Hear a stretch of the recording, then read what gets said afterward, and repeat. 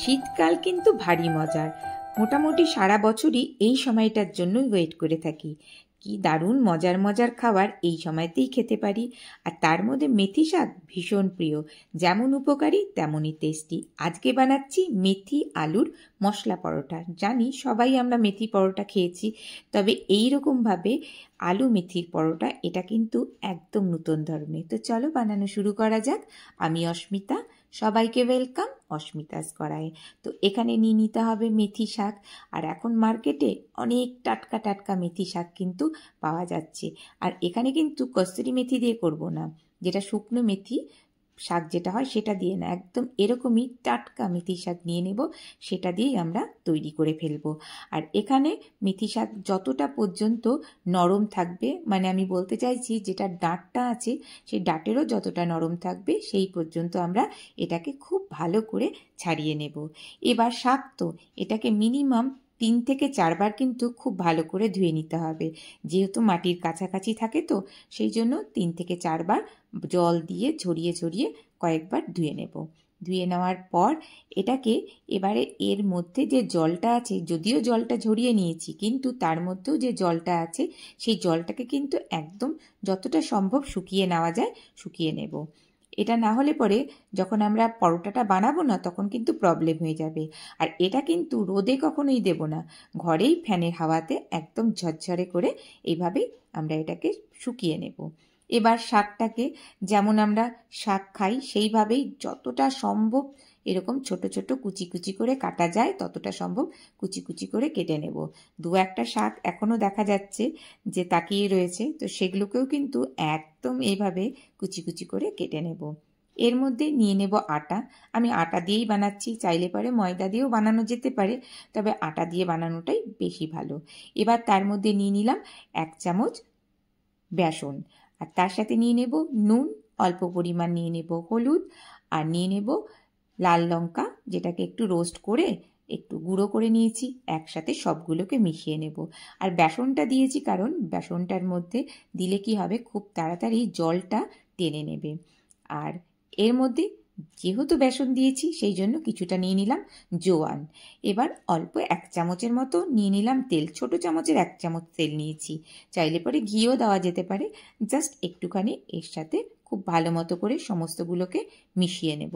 নেওয়ার পর আমরা যে কুচি কুচি করে শাকগুলো রেখেছিলাম কেটে, সেই শাকটাকে যতটা বেশি সম্ভব দেওয়া যায় ততটা বেশি সম্ভব শাক এর মধ্যে দিয়ে দেবো।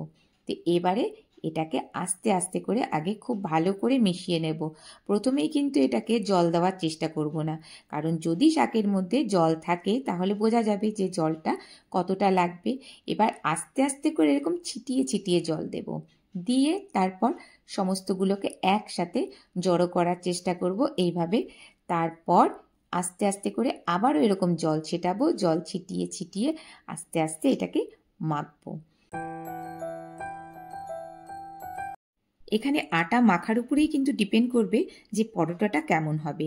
তো এরকমই একদম নরম করে আমরা এই ডোটাকে তৈরি করে নেব। এবার এটাকে কিছুক্ষণের জন্য রেস্টে দিতে হবে।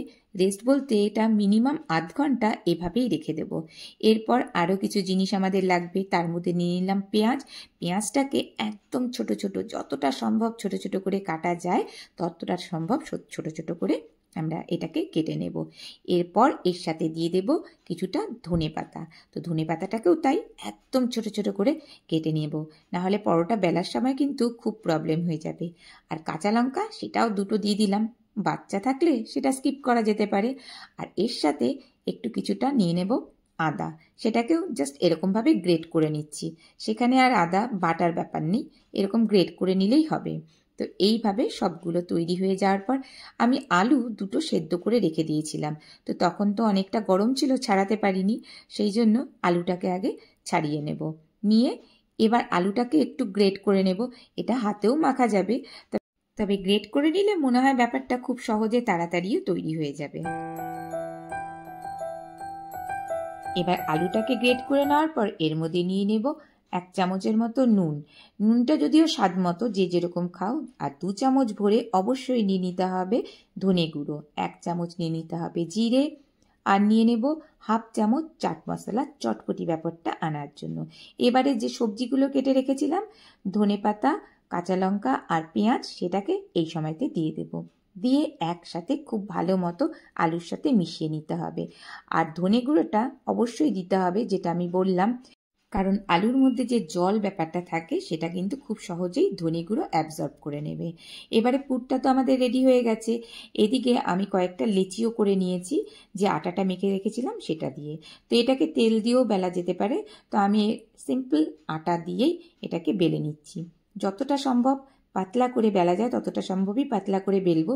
তবে বেলার সময় যে চারপাশের ধারগুলো আছে সেগুলোকে বেশি পাতলা করব, মাঝখানটাতে খুব বেশি কিন্তু পাতলা করব না।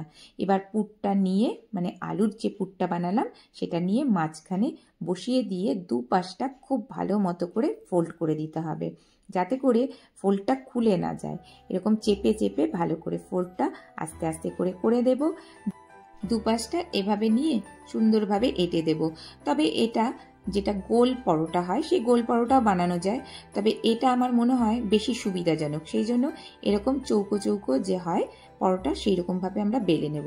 আর বেলার সময়টাও খুব সাবধানে বেলতে হবে, মাঝখানের দিকটা কিন্তু বেশি টানবো না, সাইডের দিক যেগুলো আছে সেগুলো টেনে টেনে বড় করে দেব। এদিকে লোহার চাটুটাকেও গরম করতে বসিয়ে দিলাম। আর যেটা আমি বলছিলাম, সাইডের গুলো একটু টেনে টেনে নেব, তাহলে পরে যখন ভাজবো না তখন ওই জায়গাটায় কাঁচা থাকবে না। তো এটা কিন্তু দেখে নিতে হবে। এবার তাওয়াটা যখন গরম হয়ে যাবে তখন আস্তে আস্তে করে আমরা পরোটাগুলো এর মধ্যে দিয়ে দেব। আর প্রথমেই তেল দেব না, প্রথমে ভালো মতো করে সেঁকে নেব, দুপাশটা সেঁকে নিয়ে তারপর যেটা ইচ্ছা ঘি বা তেল সেটা দিয়ে দেব। তবে ঘি দিলে কিন্তু মেথির সাথে ভীষণ ভালো লাগে খেতে, তো সেই জন্য আমি এখানে ঘি দিচ্ছি।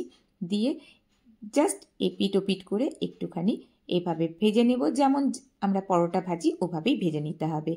নিয়ে আমাদের পরোটা কিন্তু একদম রেডি। এইরকমভাবে সবগুলো পরোটাই আমি টপার টপ ভেজে নেব। তো এইভাবেই দেখো কত সুন্দর সুন্দর পরোটা তৈরি হয়ে গেল। আর পরোটা মানে সেটা তো গরম গরম দারুণ লাগে খেতে।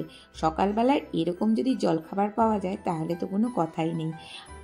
আলু আর মেথি শাকের কম্বিনেশনে এই পরোটাটা খেতে কিন্তু সত্যিই বলছি দুর্দান্ত হয়। তো বাড়িতে একবার অবশ্যই ট্রাই করো। আমি উপর দিয়ে বাচ্চাদের জন্য জাস্ট একটু বাটার দিয়ে দিলাম, তার স্মেলটা একটু বেশি ভালো হবে। দুর্দান্ত হয়, অনেস্টলি বলছি।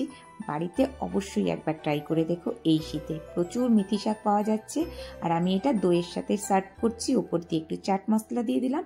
কেমন লাগলো এই রেসিপিটা জানাতে পারো। ভালো লাগলে অবশ্যই একটা লাইক দিতে ভুলো না, আর আমার চ্যানেলটিকে সাবস্ক্রাইব করে রেখো। এতক্ষণ ধরে আমার সাথে থাকার জন্য তোমাকে অসংখ্য ধন্যবাদ। আজকে এ পর্যন্তই, টাটা।